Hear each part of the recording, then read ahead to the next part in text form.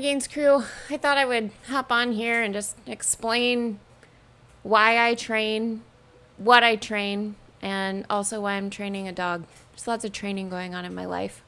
Um, so, the gym training is something I've always been interested in, and I'm learning more and more about myself and why I do that and what motivates it. And a lot of it has to do with feeling as strong and as capable as I possibly can for safety reasons. And the same thing for the jiu-jitsu.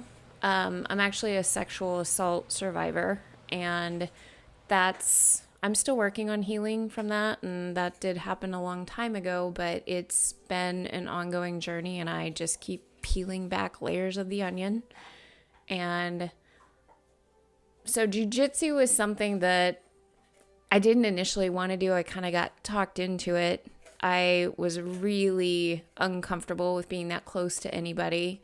And the thought of doing no gi is still a hard pass for me. It's not my comfort zone. I like that extra layer of clothing and that feeling of safety. And the other piece, too, is I'm not going to run into anybody on the street who doesn't have some sort of clothing on for when I need to defend myself. Or if I need to defend myself. Hopefully that never happens. But I really do enjoy the gi. But what I will say is, like, jiu-jitsu has not been the easiest road for me.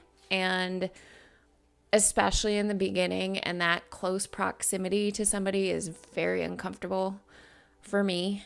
And what I did find, though, is that in working through that, I got more confident.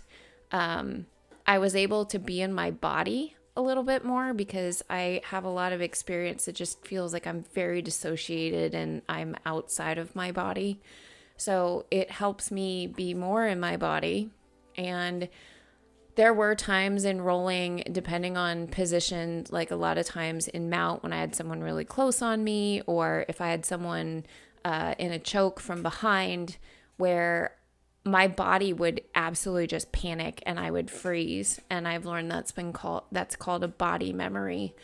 And that piece is very hard for me.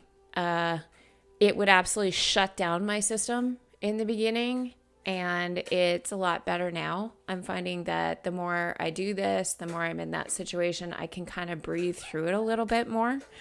And I'm also finding that I'm not having to stop training necessarily. I may need to take a break and do some grounding exercises, which, can include any of the five senses and, mats, what I see, colors of things, who I'm with, what day it is, what time it is. And that's all incredibly helpful.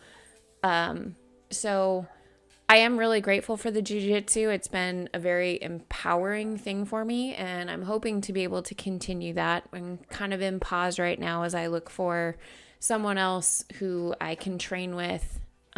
So that's where we're at on that. A lot of the physical training that I have done, same situation. I wasn't a conscious thing at the time, but I'm finding now that was the case.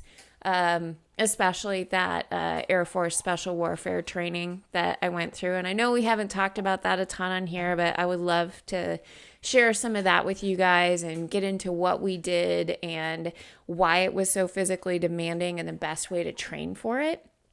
So that piece was interesting. And then the other part is training Trigger to be my security animal, which I'm grateful for. He's a big ball of love, but that, it wasn't my plan. I was supposed to be fostering him out, and he was supposed to go to his forever home, and it turns out that my plan wasn't the plan, and this is his forever home. So if you've gone through a similar situation, I'd love to hear about it in the comments and how you're dealing with it. If this is helping you, I'd also love to hear that too. If you guys want to see more content along these lines, I would be happy to work on being a little bit more vulnerable and sharing some of my journey, and hopefully it can help me heal and it can help some other people heal at the same time. So if this is content that's helpful for you, just let me know, and thank you all for being here. Appreciate you guys.